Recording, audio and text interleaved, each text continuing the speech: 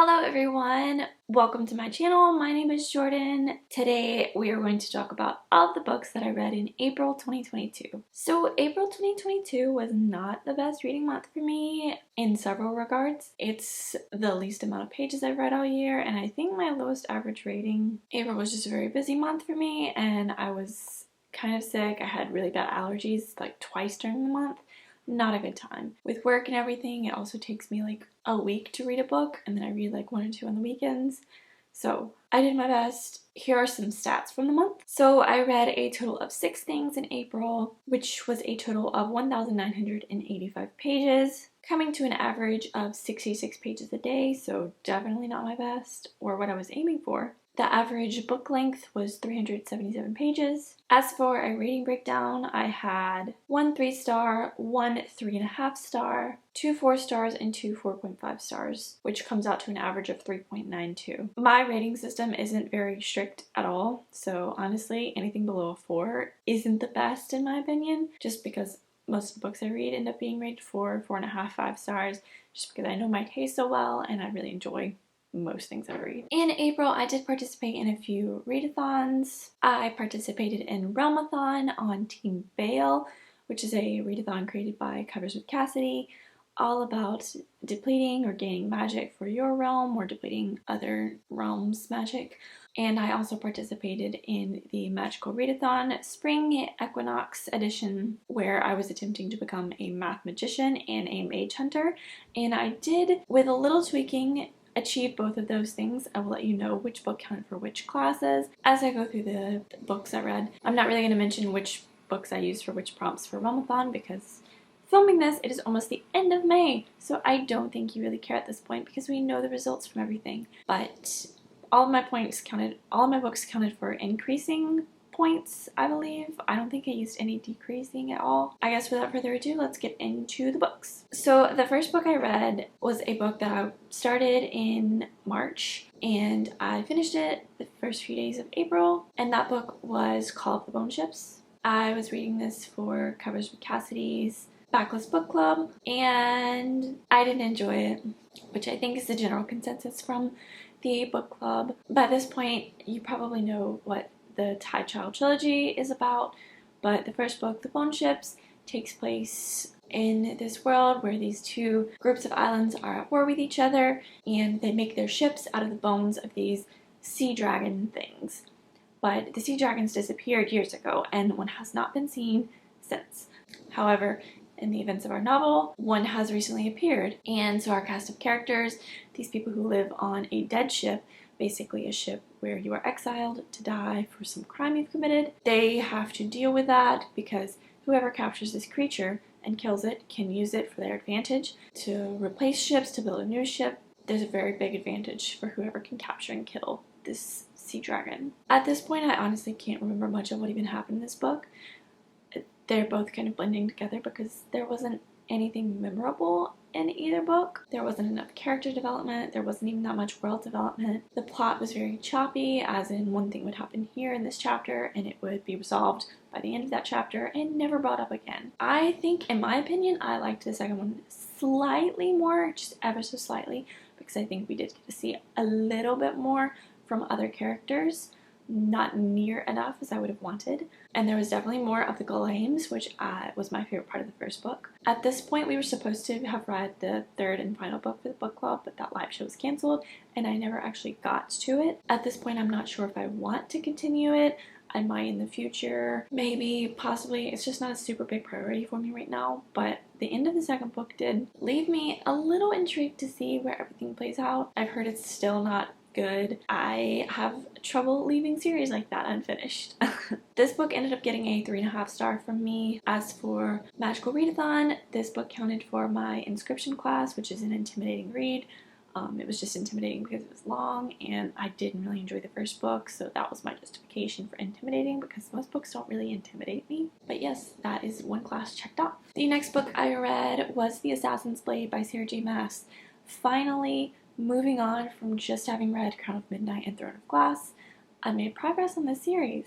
This book is a series of novellas set in the Throne of Glass world that takes place before the events of Throne of Glass. If you don't know what Throne of Glass is, it follows Selena Zardathian, who is a slave in this mining camp, and one day the Crown Prince comes and takes her away back to the capital, where she is to compete to become the King's Champion, aka the King's Assassin, in this contest. And while she's there participating in this contest, there's this evil lurking in the castle, so she has to both win the competition and figure out what is going on to protect both her freedom and her life. This one is about Selena's time as an assassin before she is sent to Endovir, the mining camp, the slave camp. I really enjoyed this one a lot more than I expected.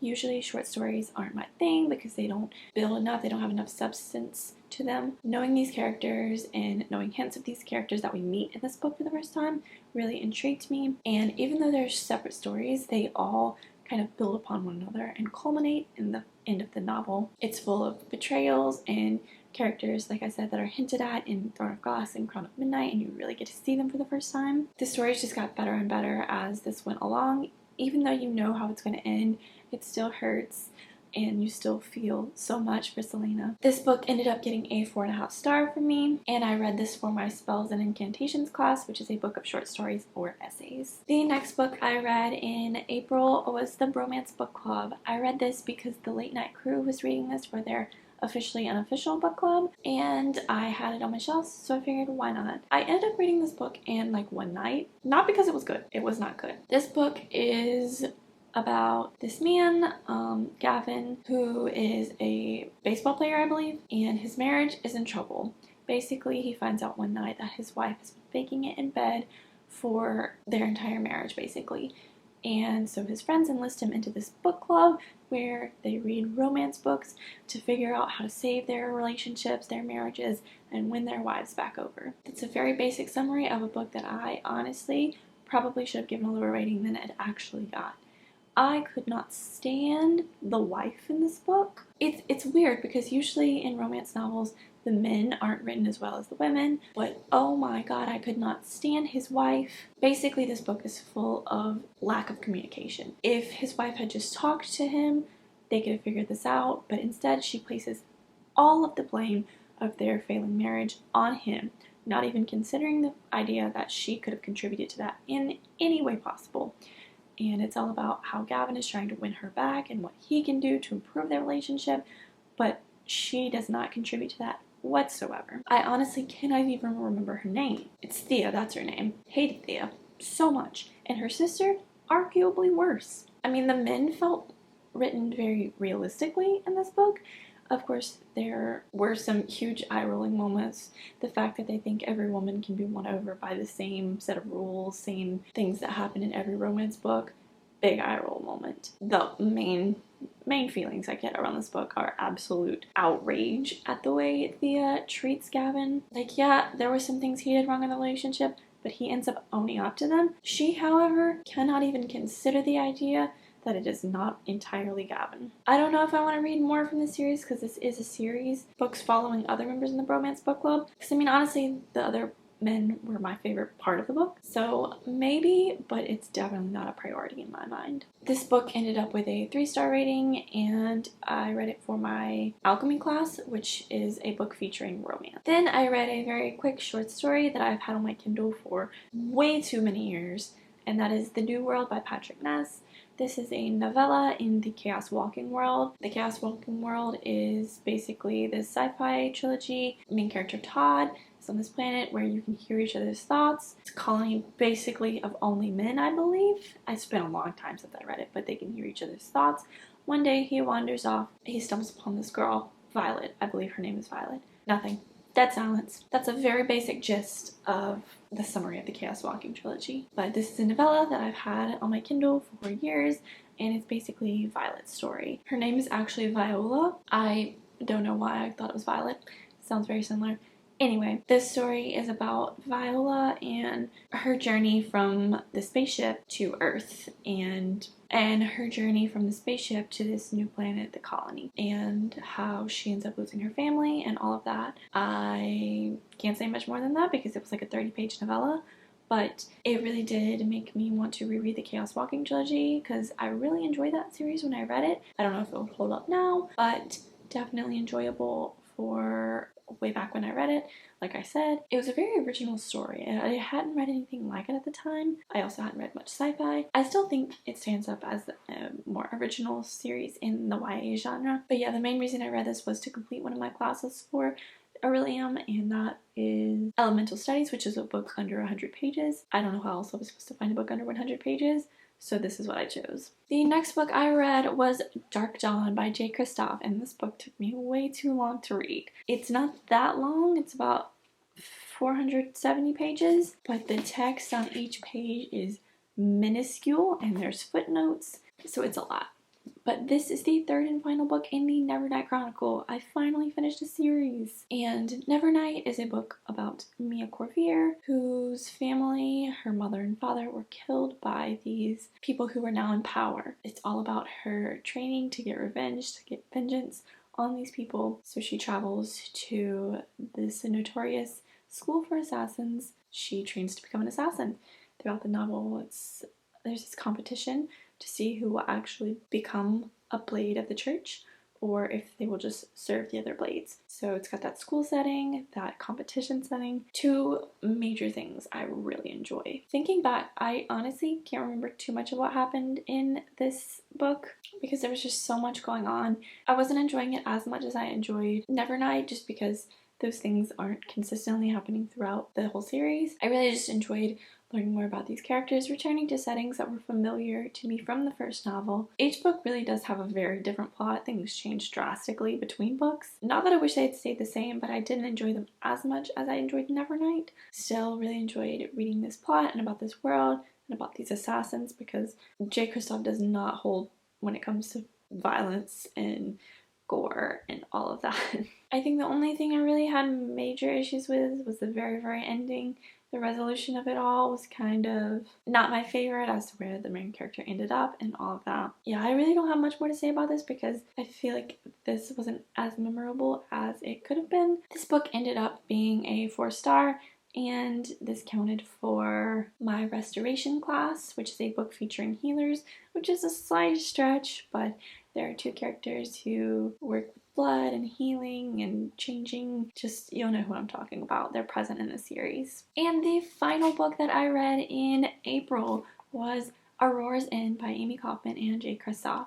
Another final book in a series. That's 2 down. The Aurora Rising, the Aurora Cycle series, is basically this giant space opera. It starts off with Tyler, our space cadet. He is out on the morning of the draft and he stumbles upon this wreckage in space. Inside, he finds this girl. He brings aboard his ship because this girl is aboard a spaceship that has been missing for several hundred years now. He ends up taking her back to the academy, but he has missed the draft at this point because he was too busy rescuing her.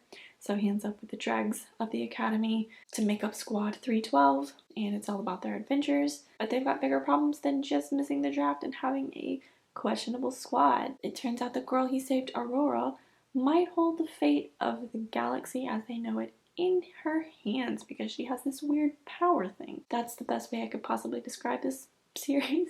There's a lot that goes on. I didn't enjoy book 2 as much as I enjoyed the first one, but this one blew book 1 out of the water. I loved it so much. Amy Kaufman and J. Kristoff played around with some plots that they did really well on the Illuminate files, and I loved it just as much in this book. This was a great conclusion in my opinion. I still didn't care as much for certain characters as I did in the second book. I had trouble caring for some of them, but I was interested in their plot lines way more. There wasn't a dual plot line going on. There were definitely some that I preferred a little bit more than others. I loved all the various characters and the various locations and how they came together. This book definitely is my favorite in the series. I think the authors really know how to write a story with a big ending, which I think is why I enjoyed the Illuminate files a little bit more, because each of the Illuminate files can almost stand on their own as a story, whereas all 3 of these novels are very interwoven. There were still some cliffhangery bits in book 1 and 2, but the conclusion of the whole series was awesome. I really, really loved it. This book ended up getting a 4.5 stars from me, and I read this for the Psionics and Divinations class, which is a book set in the future. Alright, so there you have it, everyone. Those are all of the books that I read in April. Again, like I said, not my best reading month, but I did manage to finish some series, which is always a good thing. I'm hoping my reading in May is better. It's already going better. Like I said, I'm filming this way further into May than I normally would have. But yeah, that is all that I have for you today. I hope you guys enjoyed, and I will see you with another video soon. Bye!